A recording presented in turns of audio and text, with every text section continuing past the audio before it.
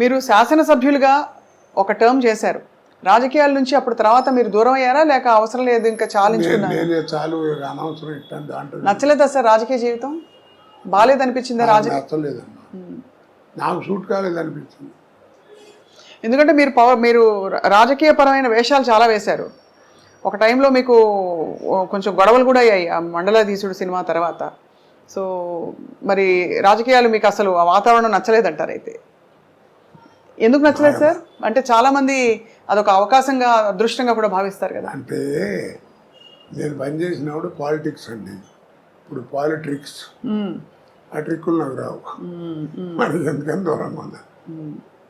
అవును, కానీ అదే సార్ అనిపిస్తుంది, అంటే అంత గొప్ప జీవితం, గొప్ప అవకాశాలు మీకు వచ్చిన తర్వాత ఇప్పుడు మీరు టైం అంతా మీరు కుటుంబం నుంచి దూరంగా ఉన్నాను, కష్టపడి పనిచేశాననే ఫీలింగ్లో ఉన్నారు కదా సార్, బాధ.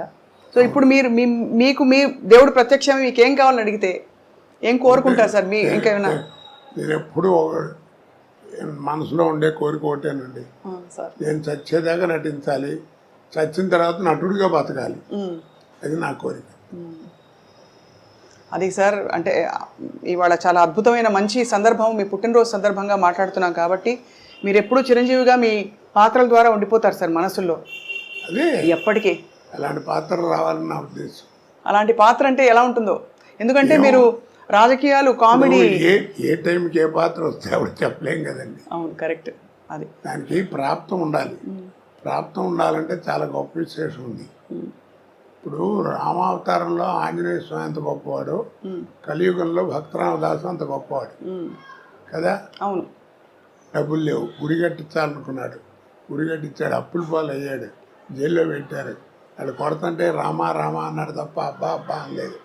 అంత గొప్ప భక్తుడే రాముల వారు ఏం చేశాడు, తానిసాగి రామోజీ లక్ష్మణజీ వేషం వేసుకొచ్చి కంపెనీ వెళ్ళిపోయాడు, నటించాడు, తుర్ని వెళ్ళిపోయాడు.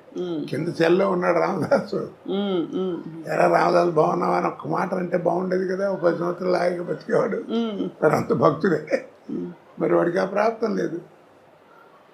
ఇదంతా విధి నిర్ణయం అంటారు అయితే, భగవంతుడి నిర్ణయం. ప్రాప్తం ఉండాలి. నాలాంటి భక్తుడు మళ్ళా రాముల వారిని అడిగాడు, ఏమయ్యా మరి కనపడితే బాగుండేది కదండి, పాపం ఒక్కసారి బాగున్నామంటే 10 సంవత్సరాలు బతికేవాడు హాయిగా, మీరు అలా వెళ్ళిపోవడం అన్యాయం అంటే, రేపు పిచ్చోడా వాడికి నేను కనపడి ఏం చేయాలి, దేవుడు ఉన్నాడు అంటున్నాడు. నాకే అనుమానం వస్తుంది నా అవతారం మీద, గాలి నీరు భూమి అన్నీ రాముడే అంటున్నాడు. అసలు నా రూపం ఏంటో నాకు తెలియట్లేదు. నేను వాడికి కనపడి ఏం చేయాలి, వాడు తురుష్కుడు, వాడు దేవుడు లేడు అంటున్నాడు, అందుకని కనపడ్డాను. పైగా నువ్వు కనిపెట్టావు లేదో, నేను రామోజీ లక్ష్మోజీ వేషంలో వెళ్ళాను, నేను రాముల వారు వెళ్తే చూడలేడు, చచ్చిపోతాను. అందుకని మారు వేషంలో వెళ్ళి వాడికి కనపడి వెళ్ళిపోయాడు, అప్పు తీసి వెళ్ళిపోయాడు. మరి వీడి సంగతి ఏం చేస్తారన్నాడు రామదాస్ అని. ఇప్పుడు రాముల వారు అన్నాడు, నేను భక్తుడికి కనపడను రా, ఐక్యం చేసుకుంటా అన్నాడు. అందుకే మీరు చిత్తూరునాయ గారి సినిమాల దగ్గర నుంచి మొన్న రేపు వచ్చేటువంటిదో లేకపోతే మొన్న తీసిన అన్నమయ్య దాకా తీసుకుంటే మెయిన్ క్యారెక్టర్ పోవటం ఉండదు, అలా ఒలిగిపోతుంటారు. ఓ దీపం అలా వెళ్ళిపోయి దేవుళ్ళో వెళ్ళిపోరు. హిందూ భావాలు చాలా ఉన్నాయి, అది అన్ని మతాల్లోనూ ఉంటుంది ఆ భావం, ఎందుకు ఉండదు? మరి ఈ తరం నటులకి మీరు ఎవరైనా టచ్లో ఉంటారా సార్ మీతో? అంటే వీళ్ళు అందరూ వస్తూనే ఉంటారు, పిల్లలు వీళ్ళంతా, కొత్త వాళ్ళంతా. వాళ్ళందరికీ అంటే మీరు ఒక స్కూల్ కదా సార్, మీరు ఒక స్కూల్ ఆఫ్ యాక్టింగ్ మీరు. నేను అదే చెప్తాను, నేను సినిమా యాక్టింగ్ నేను 25 సంవత్సరాలు నాటకాలు అయితే వచ్చిందిరా నాకు. మీకు 6 నెలలు 7 నెలలు ఎవరు నేర్పుతాడు? ఏదో అక్కడ చేరండి క్లాస్, ఇక్కడ చేరండి 2 లక్షలు ఖర్చు పెట్టాను. అవన్నీ కబుర్లు ప్రాక్టికల్గా తెలియాలి, అనుభవం ఉండాలి, నీకు నువ్వుగా ఉండాలి. ఎందుకంటే నీకు కురుక్షేత్రం అని నాటకం ఉంది తెలుసా నీకు? దాంట్లో కృష్ణుడు 4 వేసేవారు, ఒకటి పర్సనాలిటీకి ఒకటి సంబంధం ఉండదు. ఒకటో కృష్ణుడు రెండో కృష్ణుడు వేసేవారు.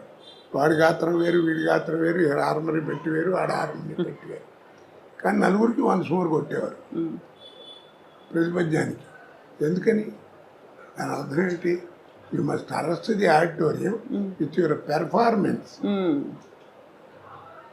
కానీ ఇప్పుడు అంతా హీరో సెంట్రికే కదా సార్, సినిమా ఇండస్ట్రీయే. ఇప్పుడు సినిమా తీయడమే కథానాయకుడి చుట్టూ అల్లే కథలు ఎక్కువగా. నేను చెప్పాను కదా, ఆ కాలం మారిపోయింది. అది సార్. ఇప్పుడు మాయాబజార్ 100 డేస్ ఫంక్షన్ బెజవాడలో దుర్గా కళామందిరంలో చేశారు నా చిన్నతనాలు. ఇలా మూడంకి తిరిగేస్తే అట్టా ఉంటుంది, అట్టా ఉంది స్టేజ్. ఇలా వచ్చి ఇలా వచ్చి ఇలా వచ్చింది. ఏంటంటే ఈ చివరేమో రంగారావు, ఈ చివర ఆర్ నాగేశ్వరరావు కూర్చున్నారు, మధ్యలో ఎన్టీ రామారావు ఉన్నాడు. ఈ నాగేశ్వరరావుని ఎవరిని చూడలేదు, ఎవరు అందరి టైం కూర్చున్నారు పొట్టిగా. అప్పుడు మాట్లాడుతూ సిఎస్ఆర్ ఆంజనేయులు గారు మాట్లాడుతూ, మాయాబజార్ సినిమా అంటే హీరో ఘటోత్కచుడు రంగారావే, ఎవరెన్ని వేషాలు వేసినా వాళ్ళు అయితే ఆ సినిమా లేదు, గొప్పగా చేశాడు, అది ఇది అని చెప్పి చాలా పొగిడుతూ మాట్లాడేది. అయితే ఆర్టిఫిషియల్ టాలెంట్ అంటే తోటి నటుడిని మెచ్చుకోవడం. అప్పుడు రంగారావు తర్వాత మాట్లాడుతూ, ఏదో నన్ను పొగిడారు, సిఎస్ఆర్ మాత్రం తక్కువ, శకుని పాత్ర ఆయన చేస్తే తప్ప ఇంకెవడేసినా ఎక్కదు, అంత గొప్పగా చేశాడు అవన్నీ.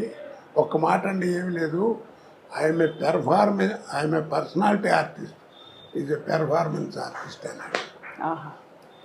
నా పర్సనాలిటీ అడ్వాంటేజ్ ఆయనకి లేదు, కానీ ఆయన అలా చేశాడంటే ఏంటి, గొప్ప విశేషం కాదు మరి.